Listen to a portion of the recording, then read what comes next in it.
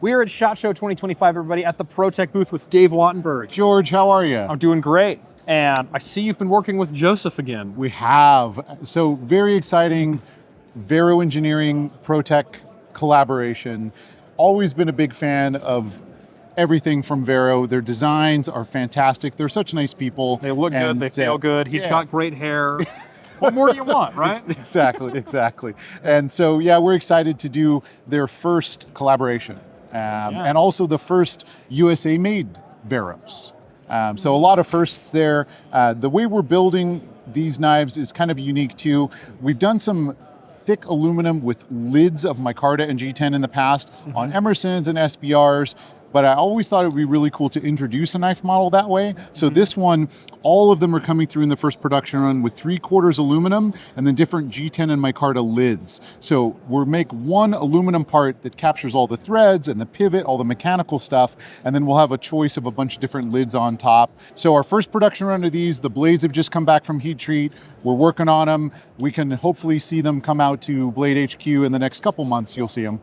Yeah, I love these lids. I remember with the SBRs, they would be like unique micartas, like all the things with crazy patterns, and that just feels so Vero. You can imagine that we'll absolutely have different flavors, different colors, different materials. You know how we like to do it. And then we use the Vero machined clip, which I think is a nice added touch. It's such a very specific design element. That's where his logo is. So there'll be a ProTech logo on the front, the Vero clip, keeping it nice and clean, very minimalist like his designs are. And then because of this lid and the very aggressive chamfering, for a full-size auto, feel how amazingly lightweight it is.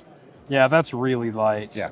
And I think that lightweight plus sort of the Vero iconic notch in the back, it puts a lot of the weight like towards the front of the knife, and that makes this thing hit so hard. Super snappy. It's like very manageable though. It's not trying to jump out of your hand, but it feels authoritative. Yes. Like every ProTech. Oh man. Yeah. Oh, it's nice. Yeah. So very excited for that to roll out this year. Introduce it to the world here at SHOT Show.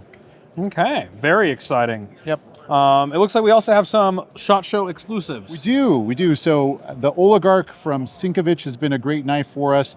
We did this kind of incredible, slightly insane treatment on these. So these are stainless steel frames, 17.4. They're heat treated first, then CNC machined. About an hour and a half cycle per pair. Really? Then we sent them out for DLC coating. Then we made a plastic vice jaw, held them again in the CNC machine just to do this textured pocket area. So it's two-tone DLC and satin, two-tone in the texture, and two-tone in the blade. Man. Really, really neat look. See, this looks like the kind of knife you'd see in like one of those old-timey black and white gangster movies. Yeah. And it would just pop so well. It has just the right amount of shine, but just the right amount of contrast. Man, does that look good. I love the weight. Yeah. Holds the hand just right. And so with that in mind and as much trouble as we went through to create that two-tone effect, we did two different versions. There's the two-tone blade one you have, and then also this stainless Chad Nichols Damascus piece. Man. Chad Nichols does a really good job with Damascus. Yeah. Very nice. He's one of the hardest working people in the knife business. He's a really good guy. Yeah, and then a blue pocket clip on this guy. Yep, little pop of color with a titanium pocket clip, individually serial numbered, very nice piece. And Blade HQ will have them directly from SHOT Show for sure. Yeah, but I would pick them up fast if you're into them because they will not be around for long. It looks like we also have an Integrity in that. Yep, so our TR3 Integrity's been a huge hit, runaway hit, if you will. You got all the legacy of the TR3 Auto, but with the modern build of like a Malibu with the bearings and the smoothness, the drop shut. So yeah, these are great. This is a brand new texture for us. A lot of controversy in the shop about what to call it. What's the prevailing theory right now? One of them is Anaconda, Reptile. I don't know. It's on a box somewhere, I'm sure. We'll get there. Yeah. And so anyway, that one's really great. Brand new texture on the TR3 Integrities. You'll see those rolling out very soon as well. S35. Great knife, new texture. Yep, and my favorite thing is this thumb stud. Oh, it's I've so said good. it before, I'll say it again. In heaven, all thumb studs are like this. We're gonna have bumper stickers made. Yes, because like, I don't know how you maintain such a sharp edge on that. It's like not sharp to cut you, but it's sharp to grab your thumb. To get a good purchase. So no matter what, just every time. Land on the pad, nothing. Like it's just so good. Yeah. Well done, Dave. Thank you, George. And then another collaboration, which we've talked about a little bit already, but we're just weeks away from shipping first production run units, is the Chavez Auto. So this is a full-blown finished production piece with a machine ground S35 blade, the Chavez clip. This is basically as they will land at Blade HQ very soon. It's such a great knife. I'm so proud of how it came together. The blade grind is uniquely Chavez, and it's the first time we've done one of these 2-section grinds like this. It came out great. The action, of course, like any other ProTech, is a slammer. It just thumps. Like, look at the jiggle in my arm. It's just there. That's how I judge a good auto action. Yeah, and there's always that moment in a collaboration project where you finished it and it's ready to roll out, and you've taken someone's baby, right? Like you've taken their design that's their own origination, and then you're responsible for raising it and then releasing it to the world. I feel like this one, it was perfect. Yeah, so Ramon's office is not too far from Blade HQ. I've heard. And I've seen him carrying the steel one around. Yep. I'm pretty sure he carries that more than like his knives. Nice. Which, I mean, that's high praise. Yep. And that is just such a cool knife. Well, they say the company you keep says a lot about you, and for this year with the Chavez and the Vero and whatever, that's a very good company we're in. Yeah, and speaking of good company, one of the best machinists and one of the best Bally flippers in the world, Lucas Cow of Squid Industries. Yeah, so another collaboration, again, the company you keep. Lucas and I are good friends. He's such a great guy, and his specialty with these type of very flipper butterfly knives, basically, we make the blade on this one, he makes the handles, his team doing the assembly and the tuning, because that's what they do best. Yeah, bushings are a different breed. They really are. Look at him go. Better you than me, man. I don't want to have to bust into the Princess Band-Aids. Oh, we'll get there, don't worry. A real collaboration, not just us putting our name on it or someone using a design, but actually the two companies coming together for the manufacturing process. It's really a unique project in that way.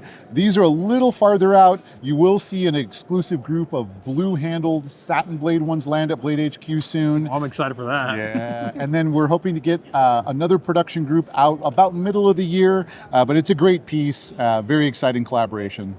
Yeah, and a 4-position reversible pocket clip. Yep. So front, back pocket, right, left hand. And again, I would never do that on one of my knives. That's one of the nice things about collaborations is you get stuff from us that you wouldn't normally see. Skull pocket clips, multi-position, pocket clips, all this kind of stuff. You get influences from other makers, and then we execute it. It's great. Yeah. And then next up, it looks like we have something extra throwback. Oh, so if it was up to me, all the knives would be daggers. I love them so. And so the Large Don, the most full-size dagger-ish auto we've ever built. And it's been about 4 years since we built a production group. So the Large Don is back. It's a full 4.5-inch blade auto, all 3D machined. So these take a long time to make in the machine. You got a little ball and mill back and forth, creating this perfectly smooth curve. The first group out of the gate is going to be a mother pearl button, satin blade, and now all Large Dons do have pocket clips on them. So really sexy piece. Probably not the most practical knife in our line, but definitely one of the most beautiful. Yeah, I will say, of all of the Italian-themed knives you make, and you make the best, in my opinion, this is my favorite. Yeah. The Don just feels so, like the sort of the cross guards sort of akin to the Very nostalgic stilettos of old. And then it snaps like a ProTech. Oh, it's such a cool knife. Yeah. Yep, so Large Dons flowing back through, and then maybe by the end of the year, small Dons as well. All right. Well, I'm going to have to beg the wife to let me get one because Nice. I'm pumped.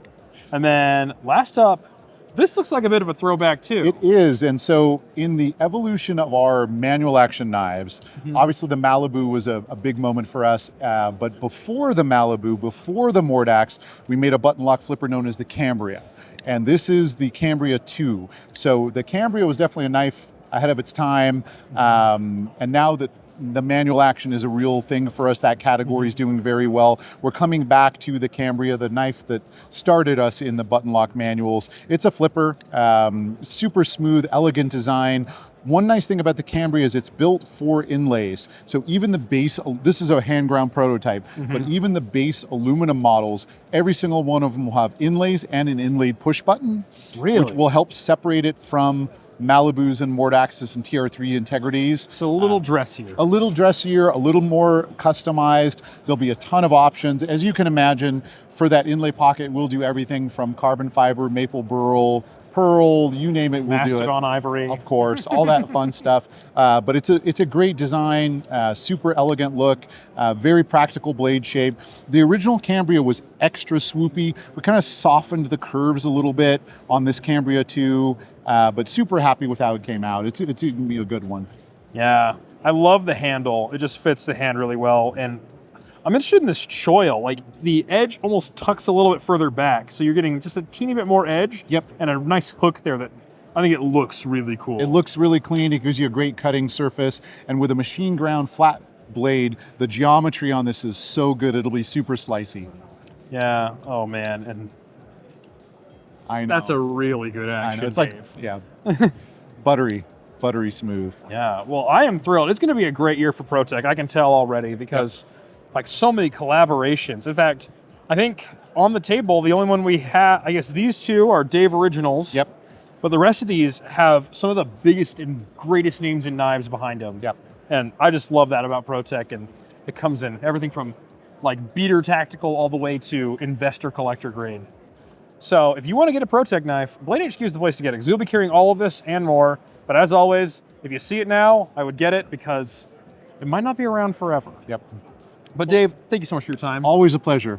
You as well. And we will see you all next time. Thank you.